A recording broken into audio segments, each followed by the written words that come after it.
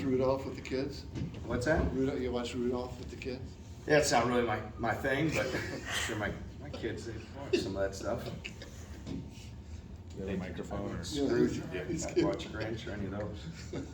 Hey TJ, obviously, Baylor returned some scoring and experience from last year, but where has Keontae George kind of impressed from kind of when you watch film so far, and what does he add to the dimensions of their offense? Yeah, at his size, at 6'4", 6'5", whatever he is, his ability to make explosive plays with the basketball where he can score at all three levels.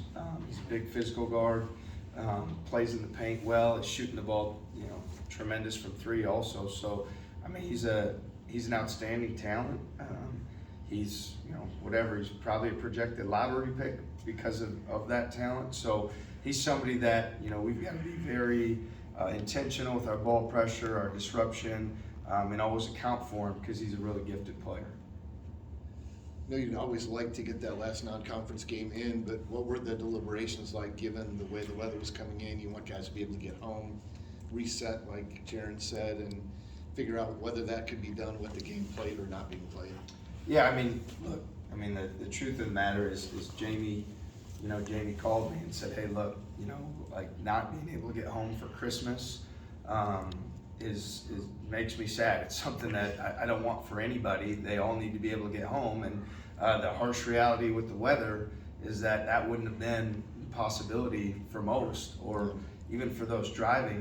We wouldn't, we look out for their safety and their well-being. So I think at the top of everything we do is we want to do what's best for the young men in our program and look out for their safety, their interest, their well-being. And it wouldn't have been a responsible choice to put those guys in a spot where they really want to get home, and now they're trying to drive in a blizzard. And we also all know we were all 18, 23 at one point in our life, and you don't always, think through those things as well as you should. So really it was just a health, safety, well-being, care about our guys' decision. Everybody get back okay? I know the flights have been. Yeah, it's, really a credit to our guys. To be honest with you, I was somewhat surprised that everybody was back. We had told everybody on the 26th that, you need to be back by 3 o'clock and that we were going to practice, that afternoon. And to our guys' credit, everybody got to the airport early. Some guys had to get a different flight, change a flight, move a flight. But to their credit, at 3 o'clock, whether they drove or they flew, everybody was here. So that was a great sign for me as we move forward with our guys, just that level of, they had the opportunity to go home with that accountability and responsibility, how important it is to get back and get right back to work. What have you guys been doing in practice? Do you feel like you've gotten better over this time? Do you need a game at this point? Yeah. Whether you want it or not. Yeah, I do. From like a coach's standpoint, you love the practice time because you can work on the things you feel like you need to continue to improve upon. Defensively, we have a pretty clear identity of what we're doing and how we're trying to do it. Is it always perfect? No. But at the same time, a lot of our work has come offensively. Just guys playing for one another. Felt like, the last couple games we did a better job of that, getting the ball in the paint and finding the right guy. We shot the ball better from three leading into it. So those are things we're really trying to build on, and then continuing to focus on, how we can bring some physical play to our offense, whether that's post and rob, a guy like TK who did an awesome job, in the minutes he had, cutting along the baseline, and just finding ways to have physical offense as well. Defensively, Saturdays, how much of the game is going to be limiting their ability just to shoot attempts from the arc? Yeah, they're better than anybody we've played to this point in terms of their guards, shooting the ball from long range. 3 guys in the starting lineup were all making 2.5 to 3 and change threes a game. It's impressive. And they do a great job when they're comfortable. Not only they make rhythm shots, they make hard shots late in the clock, and they make them from deep. So you've got to always dictate. We've got to dictate defensively. We can't just let them zip the ball around the perimeter. And then we've got to close out aggressively so that they don't get those shots.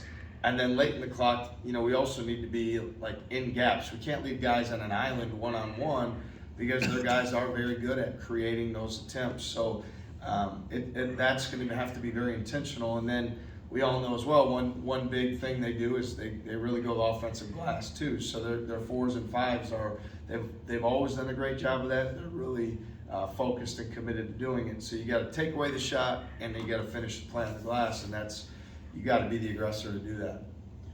How's how's the health and injury situation of your team? Yeah, right now I'd say overall we're relatively healthy. We do have one injury in practice. Jaz, he'd hurt his finger, and so he's he's got a broken finger. He's going to be out for a little bit. What that exact timeline is, I don't know. It could be ballpark a month, but we're just continuing every day for him to do what he needs to do to try to get healthy. But outside of that, everybody's 100% good. Go back to the first half. I feel like I've talked to you about this before. Last year at Baylor, Robert, what are your thoughts? What do you remember about that? Well, yeah, I mean, for us, Robert, certainly there had an amazing game, played great, and I feel like, he's confident in this matchup and what he can do and how he can do things, and he brings a physical dynamic to our team, which is really effective for him. So what I remember is him having a mindset, a mentality, and aggressiveness, finishing plays, going to the basket, going to the rim, and that's going to be something that's going to be important for us again. Losing Jaz, what does that do for you guys, I guess specifically with stretching the floor offensively from that position? Yeah, I mean, there's, Jaz is somebody that certainly we've counted on in terms of being able to make shots, help facilitate offense, and yet at the same time, I'd say his greatest value probably comes defensively and being our best rebounder. So what it does is it opens the door for guys like Trey King and Demarion Watson and Hassan Ward to step up in the opportunities they have. In terms of spacing it specifically, that's, to me, for us, we're a decent shooting team. We're not like an elite shooting team. So as much as spacing matters, it's cutting, it's throwing the ball in the post, it's having some physicality to what we do and how we do things offensively. And so that's really where we feel like we don't, this probably isn't the game we want to have a three-point shootout right against your opponent. So I think it comes down to more we've got more guys that we can post, that we can hit on cuts, penetrating catches. We need to take advantage of those guys' strengths and do that. There's not a concern that that'd be a season ender for him? Not from what we, not from what we've gotten at this point. Like I said, it seems like it's probably weeks to a month in that range. Exactly what that'll be, I don't know, but that's kind of what, I guess with the broken bone, that's kind of what's been said at this point. Thank you. Thank you.